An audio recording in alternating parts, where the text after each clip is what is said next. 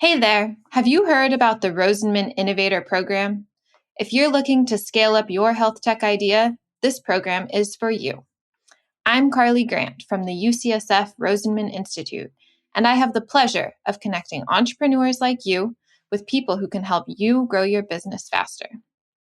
The Rosenman Innovators Program provides hands-on mentorship, guidance, and a whole suite of benefits that help you navigate the path to commercialization. So what are you waiting for? Applications are open now. Don't miss your chance to be a part of the Rosenman Innovator Program.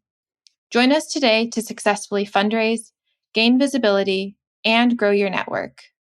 To find out more, go to rosenmaninstitute.org/programs/Rosenman-innovators. While we have thoughts and feelings, how, those might wash over us, those might affect us, but our behavior is actually a choice. Just because I have a thought or a feeling doesn't mean I need to act out on it.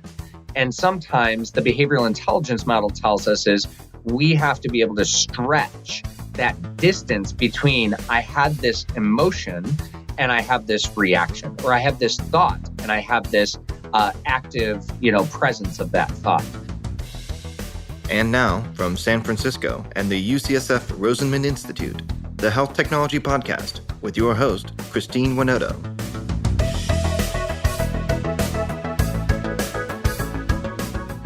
Today's episode is all about understanding people in the workplace, a topic that is of great interest to everyone, especially business leaders who are tasked with managing teams. I'm thrilled to introduce our guest today, Jay Johnson, who is a renowned expert on empowering teams for entrepreneurs and leaders. Jay's TEDx talks and his work as a Forbes Business Council member have earned him a reputation as a sought-after speaker and workshop leader, and he has traveled to over 30 countries to share his insights. We talk about the importance of understanding people, the power of body language, and the career life lessons he has learned along the way. Here's our conversation.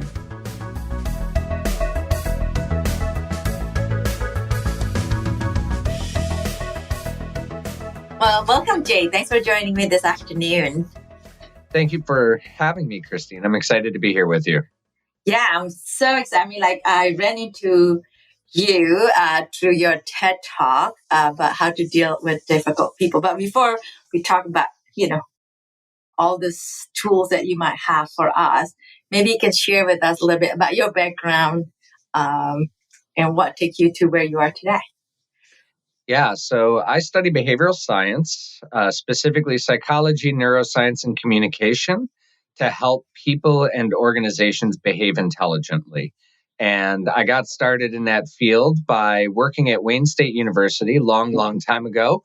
We actually put together a training program to help bridge cultural expectations between faculty and students who are coming from abroad. And a faculty member had come up to me and said, you're pretty good at this. You should do this for a living. And I said, maybe I will. And and the rest is history, as they say. And so I know from that, you kind of doing this professionally to provide a lot of advice to corporate. And can you tell me more about that line of work that you do besides the TED Talk? Yeah, absolutely. So we work with a number of different Fortune 100 companies, governments, nonprofits, big nonprofits across the country and actually across the world. And what we do is we guide them. So nobody knows their own business the way that the business owner knows the business or, that internal piece. But what we help supply is an understanding of human behavior. And really what we try to do is instill them with the skills and abilities to accurately explain what behaviors are happening, whether that's within them personally or in their organization, to help them predict future behaviors. So we know that behaviors are patterns. And if we can identify the patterns, we can predict them, which gives us the ability to influence them and also manage and control our own. So we work really to help develop leaders and salespeople and negotiators and purchasing departments, and in particular, healthcare professionals to be able to create patient satisfaction, to be able to make better connections and to instill trust amongst their teams and the people that they're serving. I mean, your experience in quite wide range of industry, and especially in healthcare, be really interesting to hear your point of view. One that struck me when I learned about you is about how to deal with difficult people. And as you get older and become adulthood, and you often meet difficult people. Well, again, what is the definition of difficult people? And I also think many of our listeners are entrepreneurs. Oftentimes they have to manage different people. And maybe we can start what is difficult people? Because people who don't agree with us, we like to think they are difficult, but that does not necessarily mean they're difficult either. No, I love that you go for the definition first, Christine, because I think that's really, really important. And it's interesting because despite having worked in a number of industries, the one thing that we always say is that across all jobs, across all corporations, across all governments, the one constant is people. And if you learn to manage and deal with behaviors and people, then you're going to have an advantage over your competition and anybody else within that sphere. So what is a difficult person? I often start my talks by asking, how many of you in the audience, when I say think of a difficult person, somebody pops into your mind immediately? And, most of the audience will raise their hand. And I tell them, if you're not raising your hand, you just might be the difficult person. But the reality is a difficult person can be anybody, and it can be anybody at any time. Our best friend can be a very difficult person. Our mortal nemesis could be a difficult person. And what we try to do is actually one of the final lessons that we have is pulling back the shade of when we label somebody difficult, it makes it very difficult for us to work with them. So we actually take an approach of saying, how do we manage difficult behaviors? And we separate the behaviors from the people, because people in our estimation, people are by nature good. And just because we have conflict with them doesn't take away from the fact that they're human, that they have needs, that they have wants, that they want to be loved, that they want to have a great job and they want to have a career. So really what we get down to is, where are our behaviors clashing with somebody? So anyone can be a difficult person. It's really about the experience that we have interacting with them. So then you separate the people, and then so you look at the behavior, and that's when the conflict happens. Because that's why you're saying everybody can be difficult people at different times, and depending on the situation. So I guess our definition of difficult people is humans. All humans. All humans. So when that happens, when you're in a difficult situation with that human, how do you manage it, and how do you kind of bring them along so that we reach to a certain place that we all want to be? It's a great question. The very first thing has nothing to do with their behavior. It has everything to do with our own behavior. One of the key lessons when we're working and dealing with difficult behaviors or difficult people is to remember it's our heart attack. When we get into an argument or a conflict, or we're having difficulty, whether it's a new customer, a client, a colleague, a coworker, whomever it is, when we get into that conflict, our body reacts. Our limbic system takes off and our fight, flight, or faint response comes into play.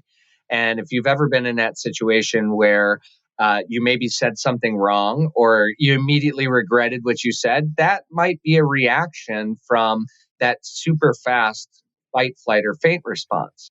And until we can get control over that part of our brain, we're going to have a difficult time seeing another perspective or being able to navigate a difficult conversation. So the first step is understanding I shouldn't be having a heart attack because of somebody else's behavior. I have to get myself under control. I have to make sure that my emotions are in check, my behaviors are in check. And then that's the pathway forward to be able to navigate some of the difficulty that we're going to have in our interaction. And I remember my husband used to tell me anger comes from inside. You decide whether you're angry, not the other person. It's easier said than done, right? It's much easier said than done. The entire concept of behavioral intelligence. So this is the model that we use to help organizations and to help people. And the entire model is really understanding that we as human beings have thoughts. And sometimes our thoughts, if you've ever had this experience where a thought popped in your head and you're like, oh my gosh, I can't believe I just thought that. And you start questioning like, I'm a terrible person. I can't believe it. We all have those moments. We also have emotional moments. I would be hard pressed to find a human in the world that has not at some point in time been so frustrated or so angry with their boss that they just wanted to scream at them. Sometimes maybe we do, and that leads to some negative consequences. And sometimes we don't. And really what that comes down to is while we have thoughts and feelings, how, those might wash over us, those might affect us. But our behavior is actually a choice. Just because I have a thought or a feeling doesn't mean I need to act out on it. And sometimes the behavioral intelligence model tells us is we have to be able to stretch that distance between I had this emotion and I have this reaction, or I have this thought and I have this active, presence of that thought. So that's really what behavioral intelligence is being able to select and choose the most appropriate behaviors that'll bring us positive consequences and positive success.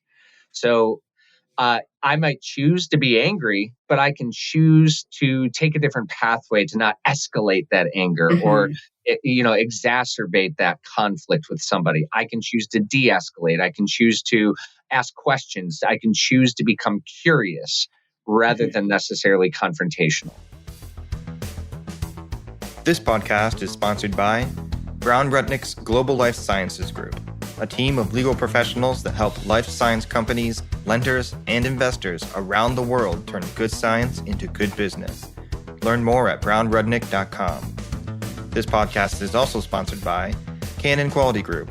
Canon Quality Group has been helping medtech startups set up quality management systems for over 10 years.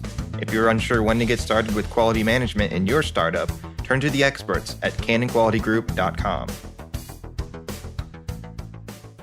Yeah, I think sometimes when I think about it, when you de-escalate, it's almost like you make the problem smaller rather than the problem bigger. And I think oftentimes, I don't know, I'm not a behavioral science, but I'm just thinking about myself, is sometimes when you react quickly, you don't give the chance to stop to think, but you have your amygdala to react to it. And that's the animal instinct. Then they tend to be pouncing and then make the problem bigger. Absolutely. So we tend to react. We have humans have triggers. So there might be some very specific behaviors that really just grind you, that really frustrate you. And realistically, whether I exhibited that trigger, whether somebody else exhibited that trigger, that is going to cause an emotional and or logical reaction from you. How you choose to respond to that trigger could be environmental. Maybe it's your boss that does it and you choose not to do it. Maybe it's a client that does it and you choose to hold back. Instead of allowing that amygdala, that fight, flight, or faint, to the fear regulation center to be able to manage our behaviors, we really need to be able to sort of calm that voice and allow for a more rational, thought-provoking voice, the cerebral cortex, to kick in and allow us to essentially choose the right behavior. And so let me bring it back to some of the experience in our community. So entrepreneurs, they have to manage their team. And when you're in this stressful situation, you need to meet certain deadlines, certain deliverables, and resources are tight, yet they have to deliver on time and more. And how do you motivate your team in a way that it's not being difficult? Sure. It's a good question. So fellow entrepreneurs, I see you, I hear you, I feel you as an entrepreneur. And I actually teach entrepreneurship at a couple of universities here in Michigan. It's a big challenge. And when you're an entrepreneur, you're oftentimes the CEO, the top salesperson. Sometimes you're the finance director. Sometimes you're managing all of these different pieces. Plus, you have to be the visionary. Plus, you have to be the team, the manager that keeps the wheels on track. And one of the things that I have found is that the culture that I create is the sum of the micro behaviors that I exhibit. And let me explain what that means. So every day that I'm in the office, and I've got a team of 14 that work with me, if I allow stress, anxiety, and frustration to be sort of that core, that center, which it's very easy to allow that to happen because there is so much going on, that is contagious. And human beings I guarantee everybody's experienced that, where you've walked into a room and two people were in that room were just fighting. You didn't even hear it, but you just know, you can feel it. Like there's this tension in the air.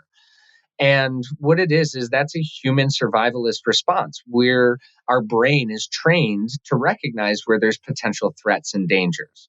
So a couple of different tactics that I always tell my entrepreneurs class: whatever your state, if you're having one of those emotional states, be vulnerable and say, hey, today is a very frustrating day for me.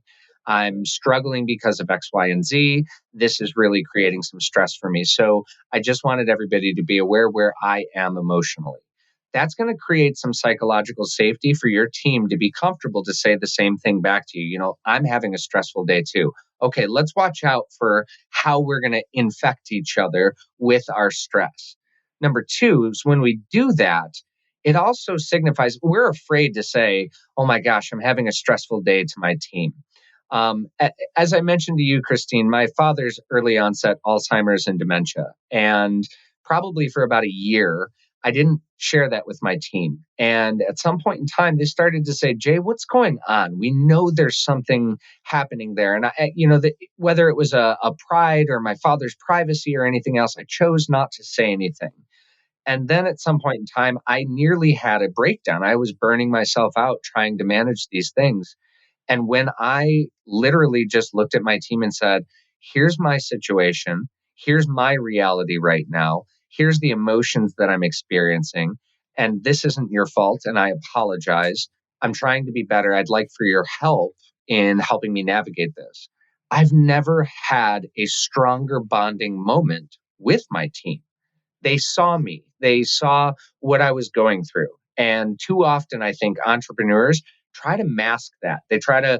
We have to have this stability and control because otherwise no one's going to invest in us and no one's going to trust us with our product. And if I'm struggling here, then I must be struggling in the office. And that's really just not true.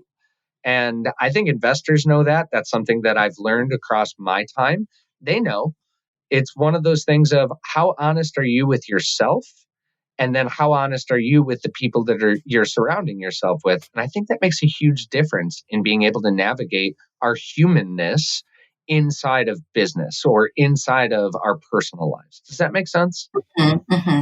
Yeah, I think oftentimes we underestimate our team member, that they won't accept us because we have challenges. Mm-hmm. Yeah. And, when we take that moment to demonstrate our capacity for vulnerability, that really does allow other people the permission, and it's leading by example. It allows them the permission to say, hey, I'm having these stressful situations too, which is probably affecting my behavior. And until we create some of that psychological safety or that culture of belonging, which is built on those micro behaviors, that's really where we start to find success with teams and success with working with other people. So as an entrepreneur, I try to take a moment before I go into the office and I check myself. What is my emotional state today? What are my frustrations? What are the things that are terrifying me? Because one of the things that we learn through Crucial Conversations is if I'm not talking it out, I'm probably acting it out. And that is a really important thing to remember. Just because you think that you're holding it inside, one of my specialities is body language. I will read you. I will see where your frustrations, your tensions are, no matter how good you think you're masking them. I'm typically going to be able to identify some of those sources. And that's a really important thing to remember. If we're not talking it out, we're probably acting it out. So now that you have that chat, that you're talking it out and you lead by example, in a way is also not everybody would follow, because everybody has to face their own vulnerability, willingness to open up. And so that's when we said, well, maybe that person is being difficult because they're acting it out. And how do you deal with people who are still being difficult? Absolutely. Well, and it's scary because, one of the things that we think about is when we open up or when we allow ourselves to be vulnerable, we're putting ourselves at a disadvantage. And if the other person, nothing's worse than saying, hey, I'm having this really tough day. And then there's just crickets and nobody else responds, or the person sitting across from you doesn't respond. That's where I lean into behavioral science and I start becoming curious. And I ask myself questions. Why is this person uncomfortable in reciprocating or sharing their experience? What is it about this person's life experience that maybe they haven't reached that level of self-confidence or self-awareness even? Are they even aware of how they're feeling? When we do exercises in coaching with executives, you'd be amazed how difficult it can be when we look at something like the emotional wheel that has, core emotions in the center, and then they spread out, the core emotions of sad, happy, fear, etc. And then they spread out into things like frustration and anxiety and angst and so on and so forth to that third tier. It's very difficult for people to navigate their emotions to that third level. And when I find myself in that situation of somebody difficult, instead of getting angry with them, I try to understand them. And I switch on that behavioral science, that social scientist hat, and start saying, how can I make myself really curious about this situation? What is it that they're experiencing? And I check my assumptions and my biases. And then how do you approach that person? Is it by asking question, or definitely not lecturing? No. Telling people how they should behave is generally a great way to get them to behave the opposite way. I've learned that as behavioral scientist. Yeah. It's interesting because there's a really fascinating study, and I'll share it with you. There was two different groups of children. We'll call them Group A and Group B. And Group A was taken into a room, and in the center of the room, there was this giant table, and it had candy and chocolates and brownies and all kinds of goodies on there. And in that room, the researchers looked at the children and told them, don't eat all this candy. It's not good for you. It'll rot your teeth. It'll cause a stomach ache. It'll ruin your dinner. Don't eat all this candy. And then the researchers left. In Group B, they took a different approach. They went into the room and they asked, hey, kids, do you like candy? And the kids are like, yes. And they're like, should you eat it for every meal? And the kids are like, no. And then they said, well, why not? If we like it, why don't we eat it for every meal? Well, you've got to have vegetables too. Well, it's not good to eat it all because, you have to have, other things. You have to do this. And they had this two-way conversation that was more coaching. It was asking questions. And then those researchers left the room. The parents were allowed to watch what occurred afterwards through two-way mirrors. And in Group A, where they were told, don't do this, the first kid walks up to the table, grabs a piece of candy, then another one, then another one, then another one. And then all of a sudden, these kids are just destroying all of the candy, brownies, and cookies on the table as the parents are laughing. In Group B, it happened a little differently. A kid came up to the table and took a piece of candy and kept themselves to one or two pieces each. Mm-hmm. The kids that chose had some level of locus of control of the situation that made their own decision. They were able to essentially demonstrate a stronger will and a stronger resolve in managing their behavior. When I'm working with somebody that's a difficult person, I start with curiosity and I ask questions. how and what questions typically.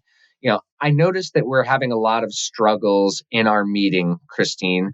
We seem to interrupt each other quite a bit. How might we be able to look at a way that we can communicate more effectively in front of our team?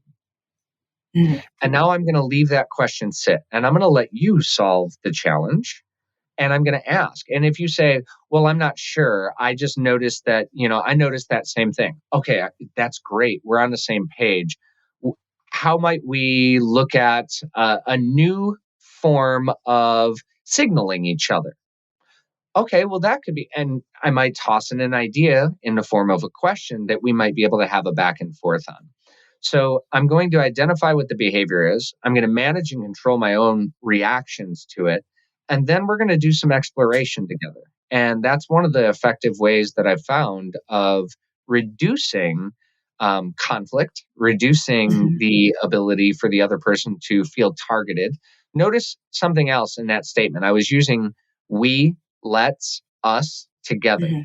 So that inclusive language really helps establish me and the conflict person or the difficult behaviors. We're on the same team. The conflict is the issue, not you. It's just the conflict. And we're both a part of that. So how can we navigate that together? And so that's really great. It's almost like you're inviting them to problem solve together. And then Yeah. it becomes our problem, not just my problem or your problem. And I kind of also want to ask you a bit about the body language. I'm not so sure how you can tell me more about how to identify body language, what to look for in when there's no video of this. Yeah, sure. So I can actually, believe it or not, I've got a couple of ways for the audience to do this. First, if your audience would entertain the idea of putting your hands up like a professional fighter. So you've got your hands up and you're a fighter now. What are you doing?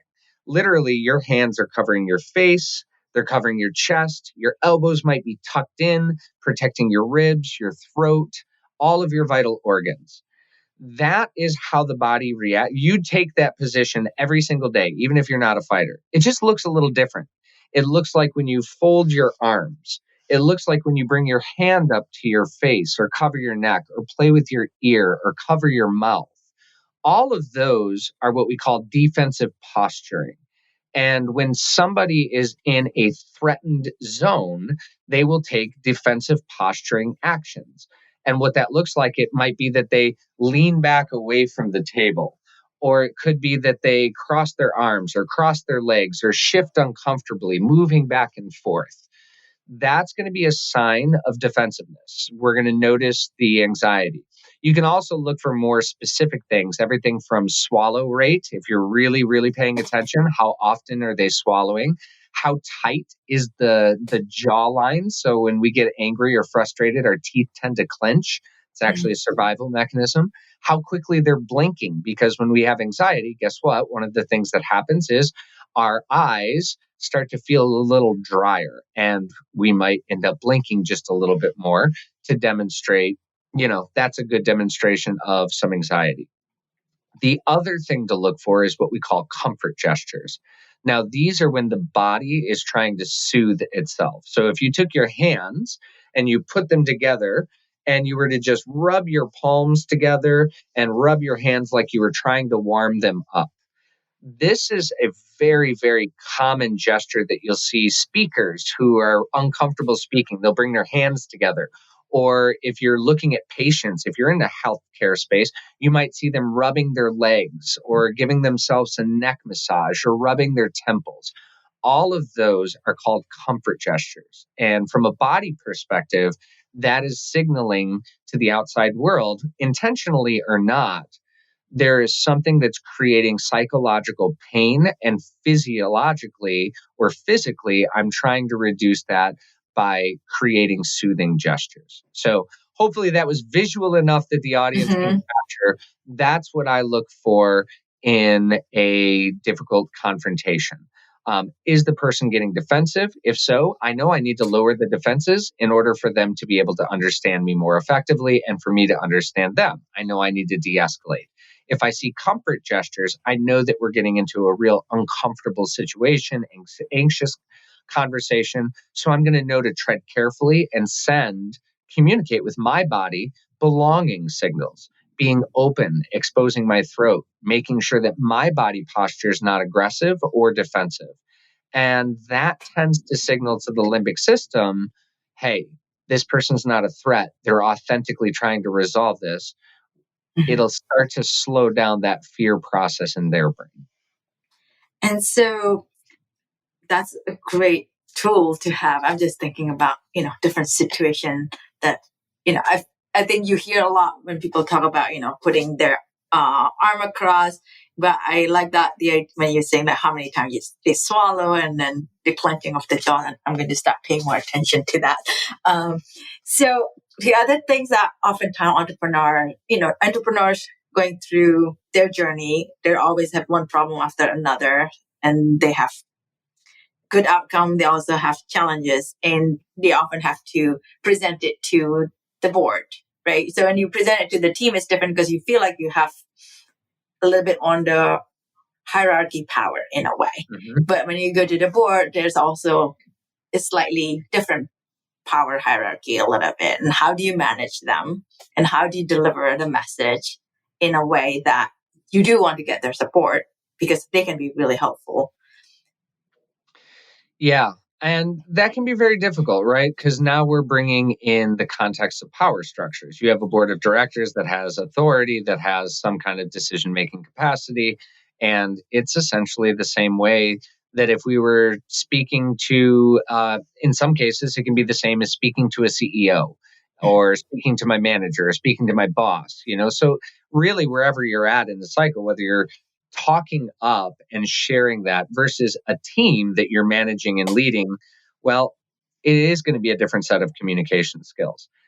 I like to think, and I like to coach entrepreneurs into considering the fact that despite the fact that they have some level of influence and authority, they're on your team too. They want you to be successful. Nobody sits there and joins the board of directors and says, I really hope this CEO screws this up. I hope that I'm wasting my time. So it's the same thing that we would teach somebody in public speaking that has a fear or a nervousness around public speaking, is no audience sits in the crowd and says, I really hope that this speaker is boring and irrelevant. Everyone in the crowd wants to connect with the speaker. So think about it from that way. Shift the mindset, and remember, same team.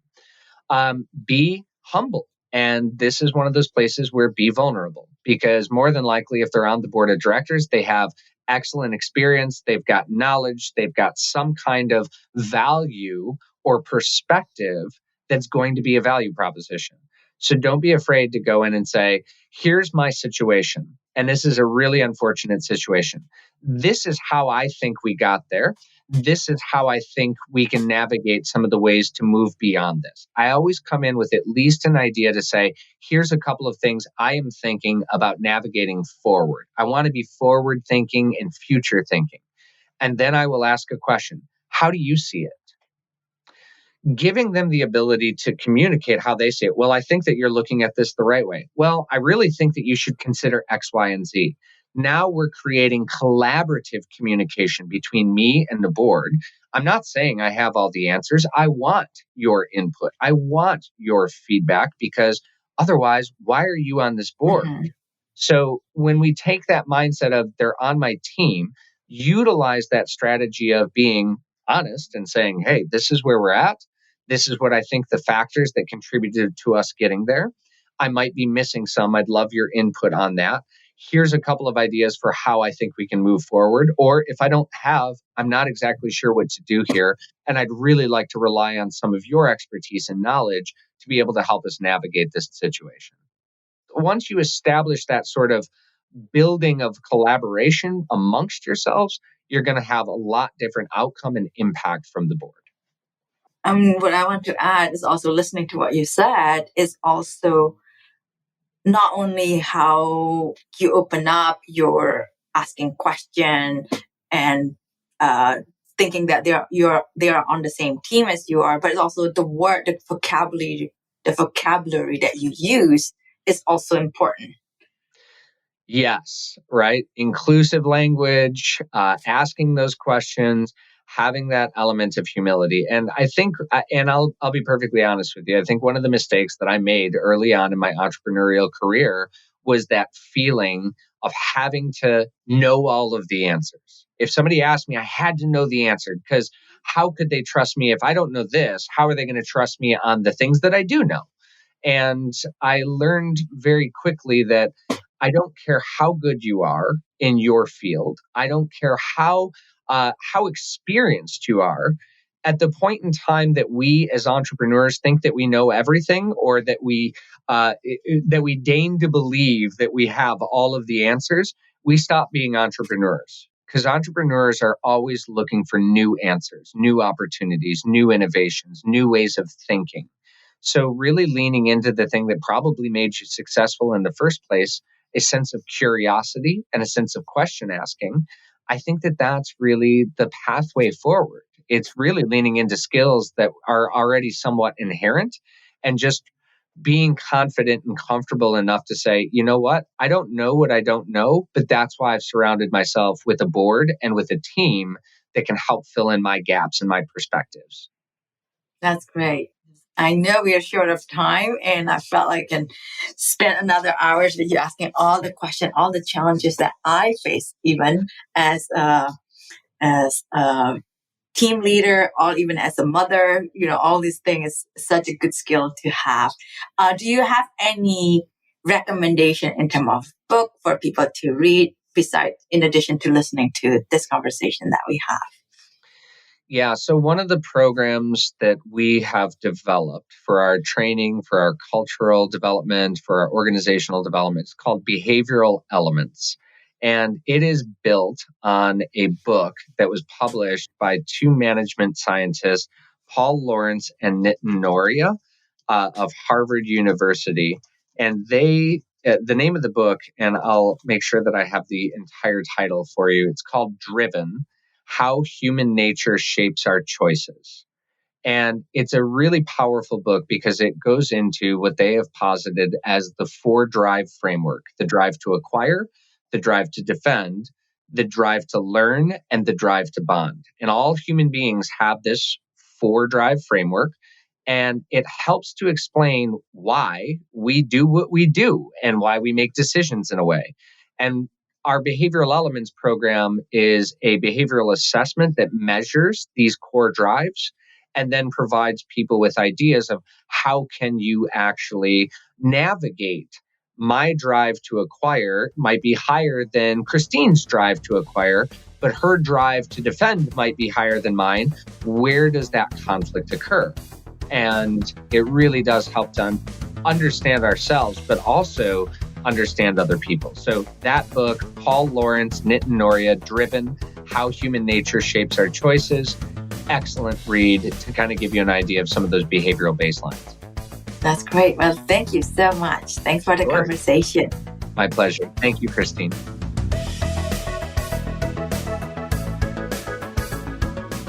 Thank you for listening to another episode of the Health Technology Podcast. We want to thank our executive producer, Herminio Neto, and our podcast engineer, Andrew Rojek. If you enjoyed this podcast, be sure to subscribe and leave a review. The Health Technology Podcast is available on all major platforms.